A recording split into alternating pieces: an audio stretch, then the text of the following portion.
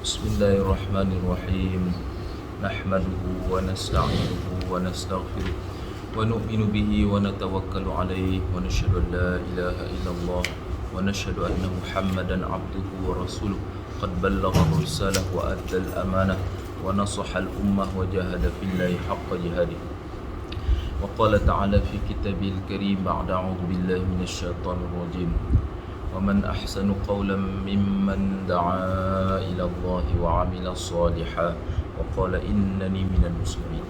وقال رسول الله صلى الله عليه وسلم كل أمتي يدخلون الجنة إلا من أبى. قيل ومن يأبى يا رسول الله؟ قال من أطاعني دخل الجنة ومن عصاني فقد أبى أو كما قال عليه الصلاة والسلام. Alhamdulillah, syukur kita pada Allah Subhanahu Wa Taala di pagi 26 Disember lah. Allah SWT pilih kita dalam ratusan ke, ribuan ke penduduk Taman Uni Garden tu, kita dapat solat subuh secara berjemaah yang sangat-sangat dituntut oleh baginda Nabi SAW yang mengandungi beribu-ribu fadilat, berjuta-juta ganjaran, yang mana Nabi madah mun orang tahu, maka orang akan datang walau habwan, walaupun dalam keadaan merangkak. Mudah-mudahan Allah pilih kita setiap pagi, setiap hari untuk kita sama-sama mengimarahkan masjid dan rumah-rumah Allah Subhanahu Wa Taala. Jadi bagi itu kita nak nyambung bab jenazah. Jenazah. Jadi kematian tu adalah satu perkara yang pasti. Masa saja si tahu bila. Allazi khalaqal mauta wal hayata liyabluwakum ayyukum ahsanu amala. Dalam ayat yang kedua surah Al-Mulk, Allah SWT memberitahu dialah yang menciptakan kematian dan kehidupan liyabluwakum, untuk menguji kamu siapakah yang terbaik amalnya. Kerana kita tu sentiasa diikhtibar, sentiasa dites oleh Allah Subhanahu Wa Taala. Tapi mungkin kita nak ayat tadi Allah mulakan dengan kematian dulu, sedangkan kehidupan dulu nah.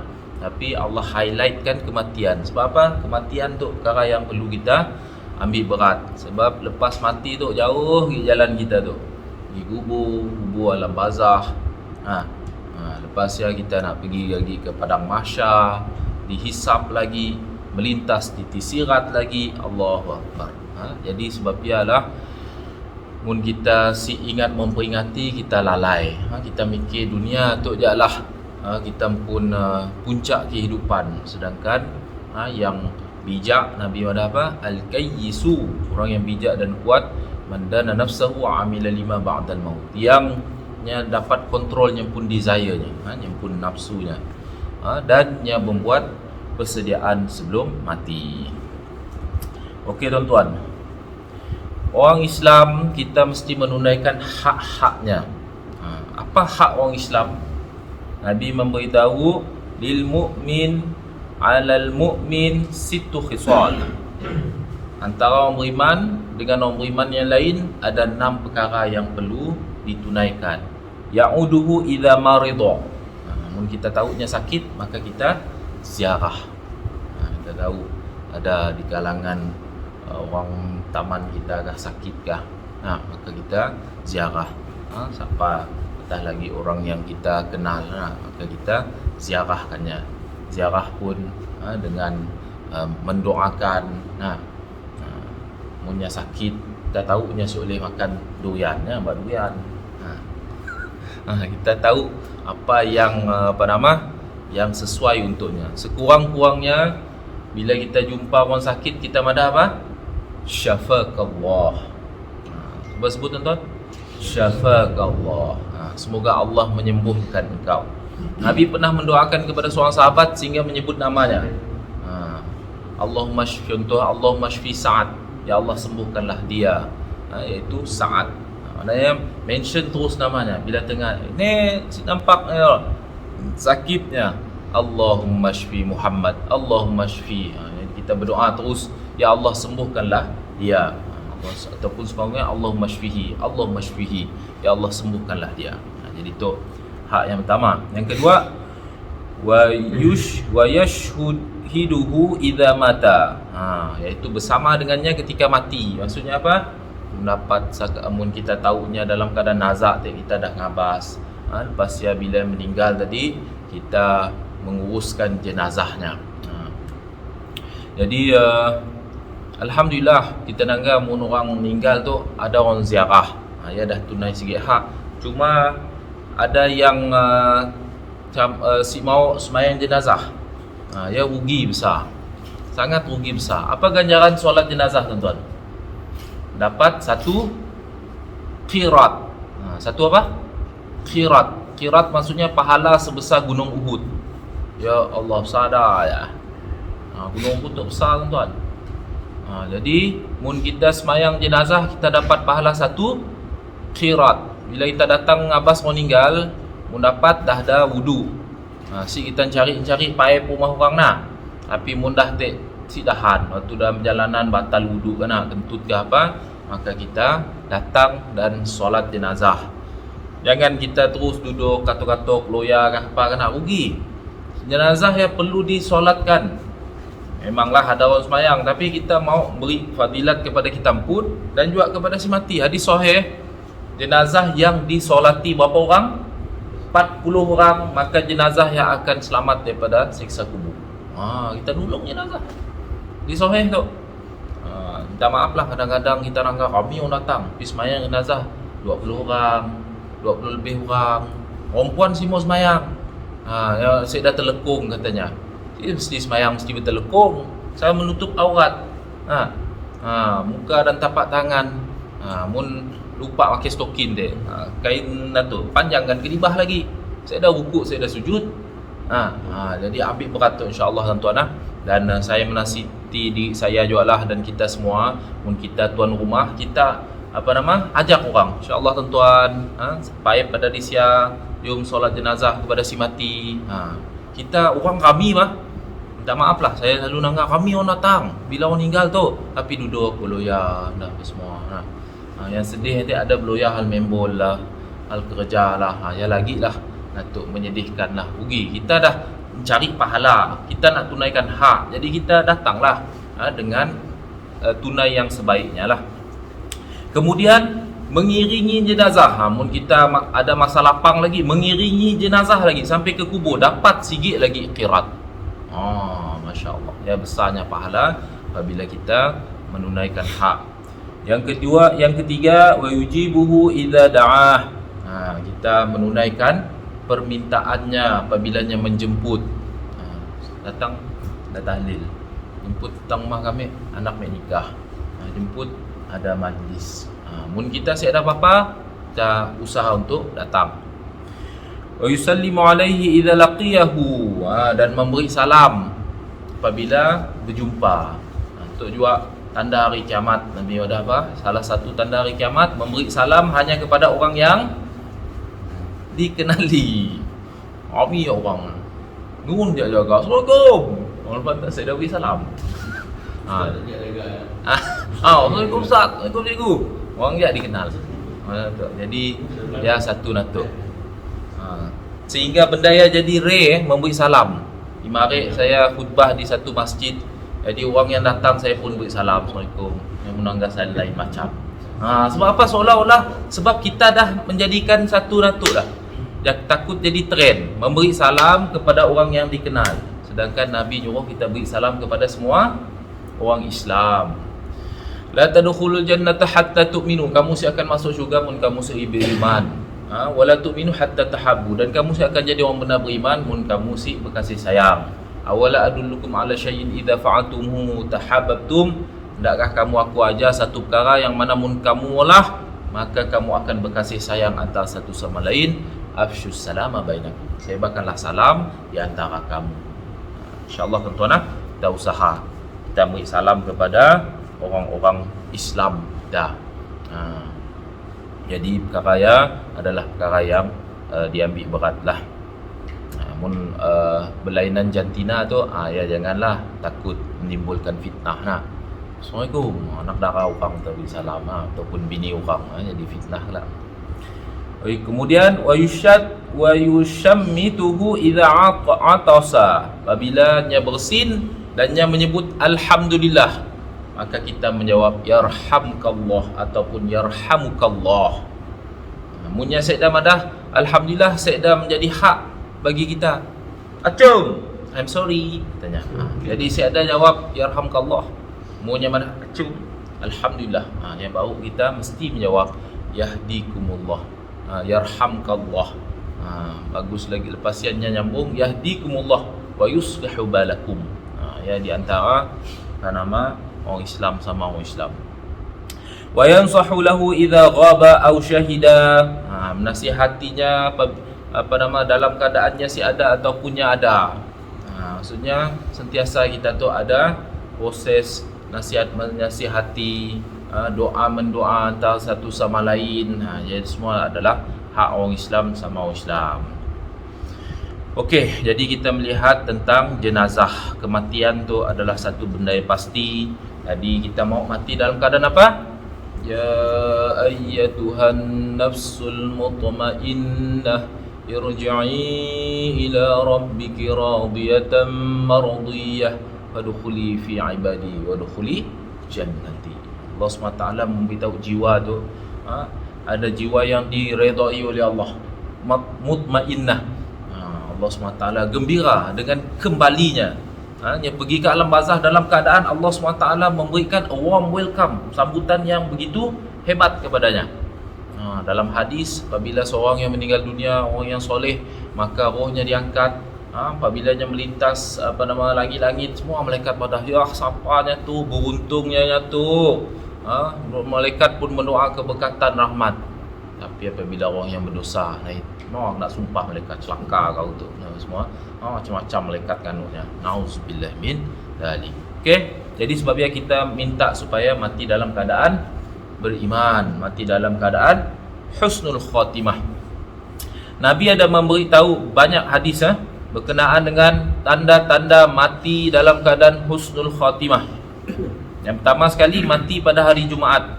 Ma min muslim yamutu yaumal jum'ati aw lailatil jum'ah illa waqahu Allah fitnatal qabri. Tidaklah seorang muslim yang mati pada hari Jumaat atau pada malam Jumaat melainkan Allah menjauhkannya, menyelamatkannya daripada siksa kubur. Itu kita salah satu daripada tanda meninggal malam Jumaat, Khamis malam Jumaatnya meninggal, ataupun pagi Jumaat, petang Jumaat, sebelum azan maghrib hari Jumaat, ya semua dikira sebagai Jumaat. Jadi tanda-tanda mati yang baguslah. Mun orang meninggal mati lain sih juga kita nak madah, si bagusnya tu masih juga. Ya tanda, salah satu daripada tanda yang Nabi beritahu. Kedua, mati dapat mengucap kalimah syahadah ataupun kalimah la ilaha illallah. Man kana akhiru kalamihi la ilaha illallah dakhala al-jannah. Siapa mati dapat ucap la ilaha illallah. Ada satu video tenangga, masya-Allah, seorang syekh tengah berceramah, la ilaha illallah Muhammadur Rasulullah, lalu diam, meninggal. Allahu akbar. Tanda-tanda banyak ingat Allah. Kita tu, hati kita tu macam diumpamakanlah lori. Apa di bak lori mun aksiden, bak semangka keluar semangka, bak durian keluar durian. Macamnya juga dengan hati. Apa selalu disebut kita? Apa selalu di dalam hati kita? Jadi bila kita mati, dia keluar. Sibuk cerita hal mati tu lah. Cerita hal mun kita ada masalah kah, ataupun kita terguguk kah, terlanggar batu kah, apa keluar mulut kita? Jadi mun keluar Allah, alhamdulillah lah. Ya salah satu baguslah. Mun keluar yang lain, jadi kita khawatiri berlaku. Sebab pernah masa saya sekolah dulu, kawan saya depan matanya pun ada orang aksiden. Bila kena langgar kereta tadi dalam keadaan nazak tadi, maka ada seorang talkinkannya la ilaha illallah. Gita lu mati. Gita mana? Jadi si baguslah. Mati nyebut kita. Jadi kita mau mati dalam keadaan menyebut Allah sekurang-kurangnya. La ilaha illallah, memuji Allah Subhanahu wa taala. Maka Nabi memberi jaminan dakhalal jannah, dijamin masuk syurga. Tapi menurang saya dah nyebut apa-apa, si juga kita nak madah nya mati si bagus tapi tu tanda. Mautul mu'mini bi'arqil jabin. Nabi beritahu mati orang beriman tu di dahinya berpeluh. Tu satu juga tanda matinya berpeluh. Jadi insya-Allah mudah yang mati dalam husnul khatimah. Mati dalam beramal soleh. Idza aradallahu bi'abdin khairan ista'milahu. Apabila Allah menghendaki kebaikan kepada seorang hamba, maka ista'milahu, Allah SWT akan menyuruhnya mengerjakan. Sahabat bertanya, wa kaifa yasta'miluhu, bagaimana Allah menyuruhnya mengerjakan sesuatu ya? Nabi beritahu, qala yuwaffiquhu li'amalin salih qabla mautih. Allah SWT memberi taufik hidayah kepadanya untuk beramal soleh sebelum mati. Itu yang kita minta, supaya kita mati dalam keadaan maulah benda yang soleh. Mari ada dalam Facebook, so ada kawan yang compile lah, mati tengah azan, mati tengah ngimam, mati tengah sujud, mati tengah baca Al-Quran. Ya, semua tanda-tanda mati yang soleh. Sebab apa? Sampai matinya berada dalam ketaatan kepada Allah. Dalam riwayat Imam Muslim, gembira berjumpa dengan Allah. Ya juga satu tanda mati yang diredai oleh Allah. Excitednya nak berjumpa dengan Allah Subhanahu wa taala. Ada cerita berkenaan dengan wali Allah Rabi'atul Adawiyah. Nya mati, sebelumnya matinya madah dengan hambanya. Ibu pada dengan orang, aku mati, kau seorang je ngurus jenazah aku. Masya-Allah. Hanya nyuruh hambanya aja yang pun pembantu je ngurus jenazah. Lepas ya jubah nak selalu aku pakai yang berbulu pakai kain kafan aku.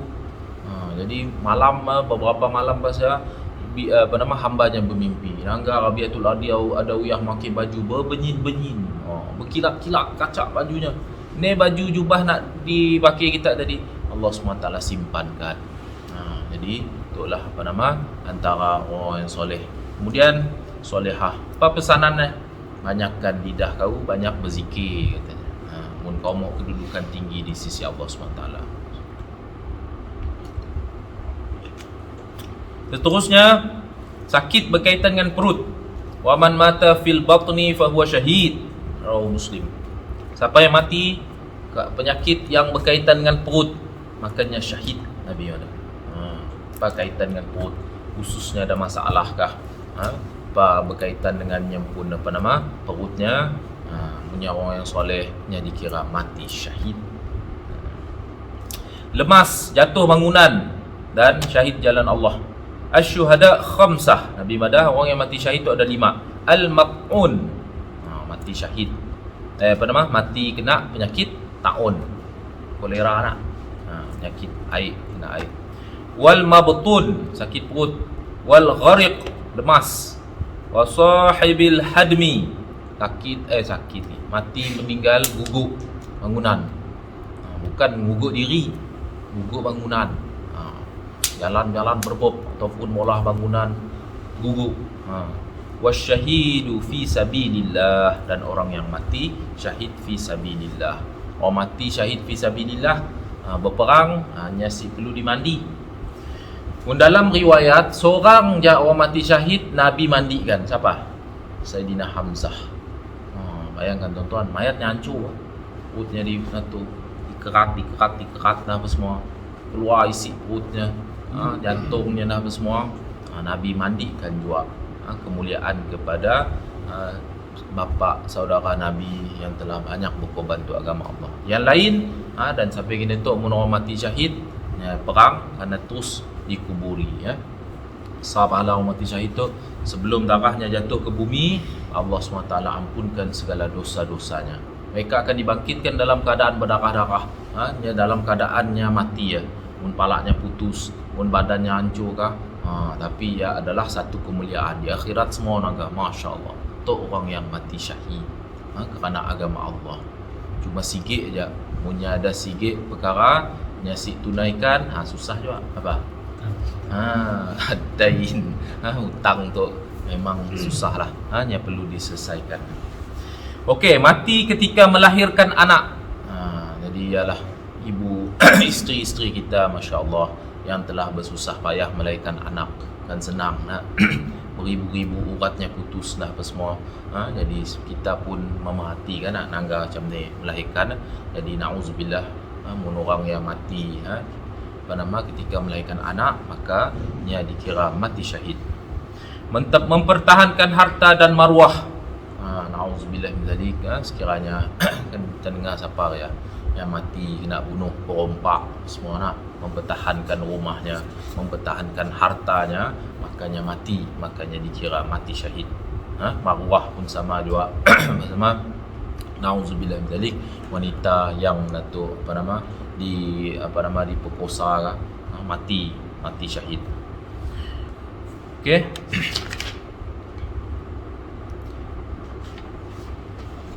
Anak yang mati yang wajib dimandikan 6 bulan ke atas. Punya dibah 6 bulan kita nangga. Nya ada shape sih, ada bentuk sih. Nya ada bentuk manusia sih.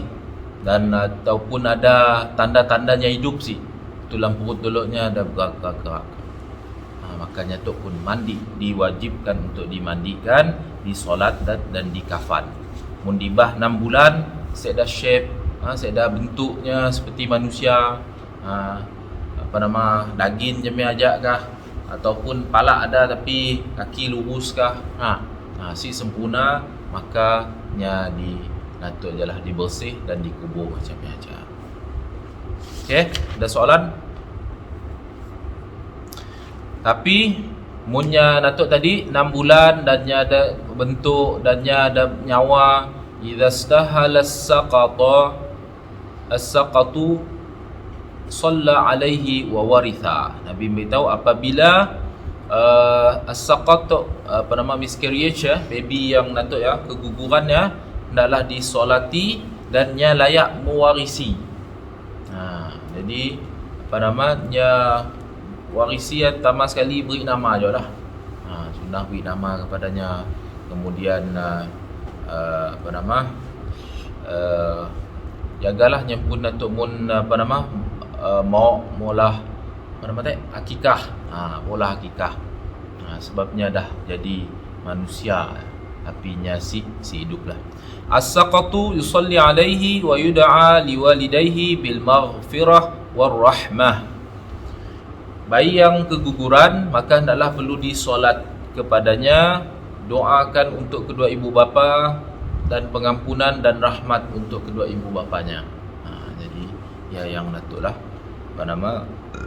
bagi bayi yang kelahiran mati dalam keadaan keguguran. Okey, kewajipan orang yang hidup kepada orang yang mati. Syekh Salim bin Sumair Al-Hadrami Syafi'i rahimahullah kata, alladhi yalzamu lil mayyiti arba'u khisal, ghusluhu wa takfinuhu was salatu alaihi wa dafanuhu. Yang menjadi kewajipan bagi orang orang hidup kepada jenazah ada 4. Mandikannya, kafankannya, solat kepadanya dan hendaklah dikubur kepadanya. Jadi itu adalah satu perkara yang penting. Wajib apa ya? Wajib kifayah. Jangan seorang pun sikit taman, semua asyik tahu. Macam ni mandi jenazah, macam ni kafan jenazah.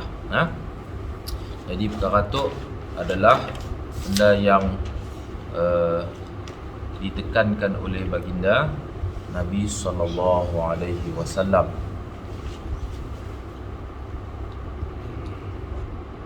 Seorang lelaki hadis mati jatuh unta, maka Nabi beritahu irsiluhu bima'i wa sidrin wa kaffinuhu fi thawbain.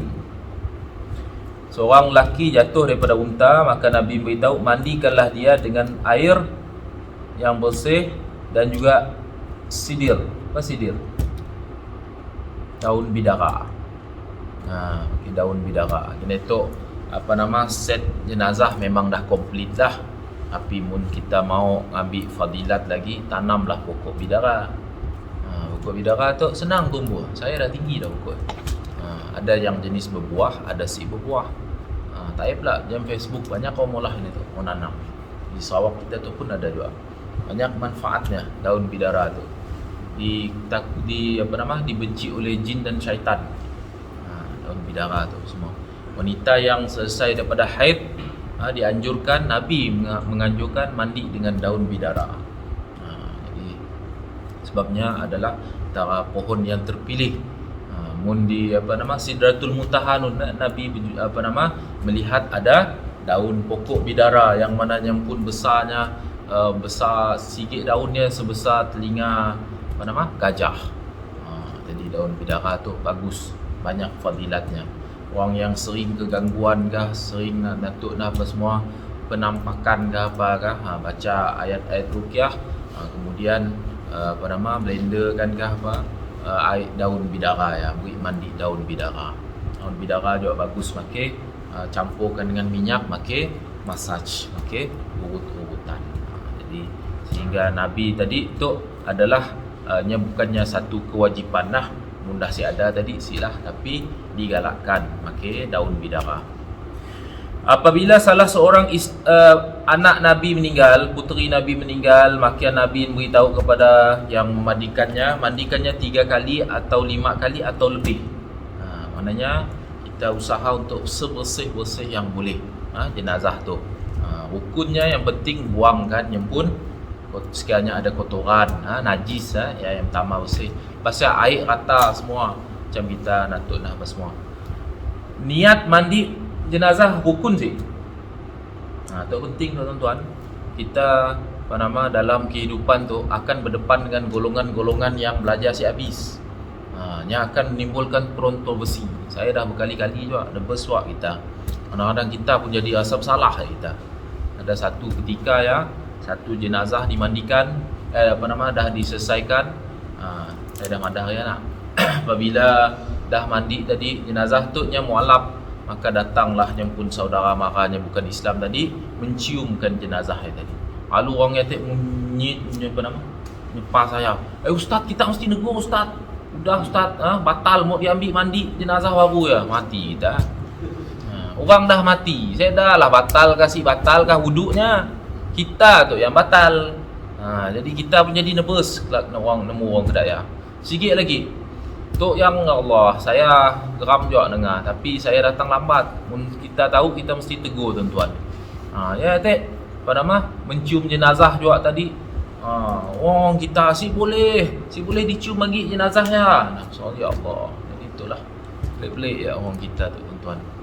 Sampai anak pun siapa nak cium anak mak yang meninggal tadi. Bapa ada orang si belajar betul tu tadi yang membawa perkara yang si betul kepada datuk. Jadi perkara tu kita mesti tegas. Kita mesti tahu atas perkara tu tuan-tuan. Jadi sebabnya kita mau belajar. Kita lihat hadis Nabi tadi yang menekankan mandikan anaknya, puteri Nabi 3 kali atau 5 kali atau lebih. Maksudnya kita mesti pastikan air ya semua mesti rata pada badannya. From head to toe, daripada kepala tu sampai ke jari kaki tu semua gusok-gusokkan.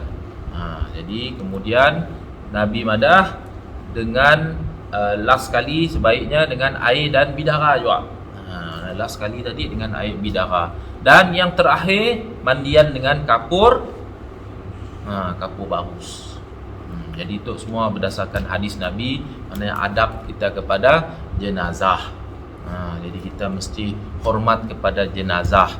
Pertama sekali sebab bila kita melihat orang meninggal, maka kita perlu tutupkan jenazah ya. Mun matanya naik ke atas, usaha untuk supaya nya turun, selawat, baca bismillah. Mun dah nampak aib kepada jenazah, kita doa kepada ya Allah, tutupkan aibnya ya Allah, dan jangan tunjukkan aibnya. Mun ada bau-bau ke apa semua, cepat kita dah masang wangi-wangian, kita dah masang kemenyan. Kemenyan kah? Untuk mengelakkan aib. Apa tak? Gaharu, kemenyan ni dah. Kemenyan boleh je lah. Betul lah, kemenyan dengan gaharu lah. Jangan kita biarkan bau. Bila orang ziarah tadi menimbulkan aib. Jadi kita perlu tutup aib jenazah tu semua. Moga-moga Allah tutup aib kita di dunia dan di akhirat. Tak anggap perutnya kembung kah benda yang berat sikit. Kembung kah bata, kah lah guntin kah apa semua. Dah ada besi sikit bang. Untuk mengelakkan perutnya kembung. Lepas ya jangan dibiar jenazah macam ni aja. Urutkannya. Sendi-sendinya apa semua gelap, mandi susah. Nunggu orang latih baik. Jadi kita urut-urutkan jenazah ya semua. Kemudian ada yang membaca ayat Al-Quran. Janganlah natuk dibiarkan jenazah macam ni aja. Jadi kita atur semua perkara tu tuan-tuan. Baru untuk persediaannya kepada memandikan jenazah. Okey, jadi yang selayaknya mandikan jenazah orang yang sepatutnya siapa? Waris. Sebab apa? Untuk mengelak aib. Mun orang lain ialah nama mulut manusia, takutnya siapa jaga. Jadi sebabnya sebaik-baiknya kita yang belajar, yang menguruskan jenazah. Sebelum memandikan jenazah, apa pertama sekali penting? Kain kafan jadi sedia dulu. Ya pun penting juga. Saya dulu ialah ada salah saudara meninggal Jadi kita tak semua nebus. Kadang-kadang kita lupa juga apa semua. Dah mandi semua. Air kain kafan belum disedia. Jadi lambatlah lagi tempoh untuk mengangkat jenazah. Jadi sebabnya kita tahu macam ni pengurusan jenazah kain kafan yang semua dah ringkah dengan yang pun wangian apa semua pada kainnya, berapa lapis dan sebagainya. Kurang-kurangnya orang lelaki 2, perempuan dapat berapa? Sekurang-kurangnya 3. Bagus lagi, tebal lagi baguslah apa semua. Seringkas-ringkas dalam mandikan jenazah adalah meratakan seluruh badannya dengan air. Jadi itu seringkas-ringkasnya. Yang sebaik-baiknya sunnah dalamnya pertama sekali dilakukan dalam ruang yang tertutup. Jadi kita mesti elakkan daripada aurat ataupun jenazah yang dilihat walaupun bukan aurat, tapi kita nak menutup aib. Ada orang nyelin-nyelin ke apa semua, rangga macam ni rupa jenazah dan sebagainya. Jadi kita elakkan. Orang yang mandikan jenazah dan bantunya adalah kaum kerabat, ahli waris, boleh juga disuruh orang yang dipercayai dan amanah. Jadi penting amanah tu. Jadi kita jangan beri kepada orang yang si amanah. Kawan saya memandikan jenazah di hospital, memang dah ratusan, dah berapa tahun dah yang join jadi menjaga aib. Yang madah kecuali benda baik je aku madah dengan orang. Lain semua aku akan senyap saja. Jadi jangan kita membuka aib. Cari orang yang amanah. Menggunakan kain supaya tidak terbuka aurat. Jadi kain tu pentinglah, kain yang menutup aurat. Sebagusnya yang gelap. Jangan pakai kain putih. Kelak kita pun mandi juga. Nama kita tu mempunyai kesilapan dan ada nafsu dan syaitan. Kadang-kadang mandi terbayang semua. Besar. Syaitan pandai wadah kita semua. Ngeledin ni tu. Jadi sebab ya kain yang gelap tuan-tuan yang terbaik. Bila kita nak tu kain pelikat tu yang baguslah, kain yang lepas. Kain pelikat. Kain pelikat lepas. Jadi cari yang gelap, cari warna yang gelap supaya aurat jenazah dapat jaga. Tempat yang tinggi. Kenapa perlu tempat tinggi? Pengaliran air, jangan air bertakung, supaya air yang mengalir dengan bagusnya. Orang Islam jenazahnya adalah suci. Walaupunnya berbau macam ni pun, manusia tu adalah suci. Jadi sebabnya walaupunnya bau tadi suci juga. Yang bernajis yang kotor lah. Maksudnya munnya natuk jenazah sekiranya nauzubillah min zalik, mati kena akan boyak kah, lemas kah, berapa hari baru temu bau bangkit baunya pun natuknya ia bukannya najis tuan. Manusia adalah suci. Jadi kita natuk. Sebab air mani adalah bersih, suci tapi tidak menyucikan. Air mani tu tu dalam Syafi'i Sebab ada hadis apa yang dipegang, Nabi Sayyidah kain lain. Solat kainnya ada air mani. Sayyidatina Aisyah ngikis saja masa ambak semayang. Jadi mun orang dah Sayyidah kain lain lah. Jangan sengaja. Kenapa ya? Mani kok. Macamnya. Kemudian air yang tidak panas kecuali ada keperluan seperti sejuk atau kotor. Jadi kita tu adalah macam sejuk di negara-negara yang bermusim. Namun kita pergi negara bermusim tu sejuknya, ya Allah. Jadinya perlukan kepada juga air yang panas semua sekiranya, ataupun nak mengikis najis apa tadi nak. Tapi janganlah sampai mencederakan kita nak menyucikan jenazah.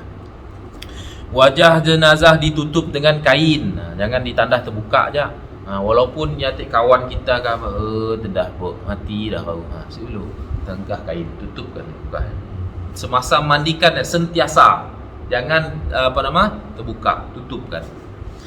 Orang yang mandikan tidak melihat aurat jenazah kecuali kadar yang perlu. Jadi walaupun kita mandikan jenazah, jangan kita cari-cari nak nangga, yang pun kemaluan ke apa kita datuk.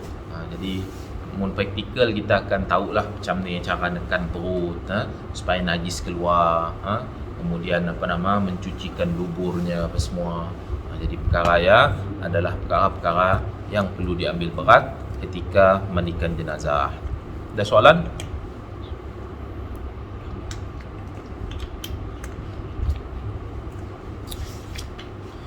Nota tambahan. Mengusap perut jenazah dengan tangan kiri dan tekan perut jenazah sedikit untuk mengeluarkan najis jika ada.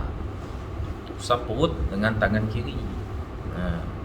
Dan tekan perut jenazah tadi sedikit, jangan kasar. Saya pernah mandikan jenazah. Ada seorang yang mana saya ada anak lelaki, jadi anak perempuannya menolong baik mandi. Tapi yalah perempuan tu begitu sensitif. Mandi tu nampak nangis dalam semaya pun dah atuk histeria dah betul. Bapak kami tu jadi mundah kedaya sepatutnya ibu lah baik mandi. Dalam keadaan kedaya kita pun sudah lah leput dah ataupun Pak Muhammad dah meratap. Jadi mayat seksa, jangan meratap jenazah. Jadi walaupun kita sayang, walaupun macam ni pun jangan meratap. Meratap tu meraung-raung. Hampir nauzubillah zalik yang lebih dahsyat, ada yang si dapat nerima kenyataan. Yang lagi dahsyat. Tadi contoh apa semua Munya Datuk apa semua si maki jaraya si accident tadi. Jangan meratap dah ya. Mayat diseksa tuan-tuan. Nauzubillah zalik. Hadis Nabi sebab mun kita nangga orang meratap, maka kita suruhnya bersabar pergi. Jangan menyeksa jenazah. Kemudian dengan kain yang menutup tangan kiri. Tangan kiri tadi waktu kita natuk tutup. Jangan jangan dibiarkan terdedah jenazah. Jenazah tutup. Giginya pun dengan kain. Gosok dengan kain. Ambil kain yang tertentu. Jadi sebab bila mandikan tu kain memang perlu ada. Banyak kain kita perlukanlah untuk gosok jenazah apa semua. Niat memandikan jenazah adalah sunat. Sebelum kita nyiram air, sahaja aku mandikan jenazah ini kerana Allah Ta'ala. Jadi bawa air mengalir apa semua. Paling kurang basuhan 3 kali adalah seperti ikut. Basuhan pertama, air yang dicampur dengan daun bidara atau menggunakan sabun mandi untuk menghilangkan kotoran. Yang pertama, air sabun. Jadi dulu kita ingat ada sikit bekas air sabun, sikit bekas lagi air bidara dan sabun juga, dan yang ketiga air kapur baru untuk last kali. Yang pertama tadi semua air natuk dulu, air sabun dengan bidara bersih dan apa semua. Jika tidak ada lelaki yang mandikan jenazah atau tidak ada perempuan yang mandikan jenazah perempuan, maka jenazah dikafan tanpa dimandikan dan cukup ditayamum. Sekiranya ada kes perang ke ada apa semua perempuan aja, mayat orang lelaki, si boleh orang lelaki perempuan mandikan. Jadi aib. Jadinya cukup dikafan dan ditayamum. Jadi tujuannya menjaga kehormatan jenazah agar auratnya tidak dilihat. Haram seorang lelaki melihat atau menyentuh aurat perempuan yang bukan mahram, dan begitu juga sebaliknya.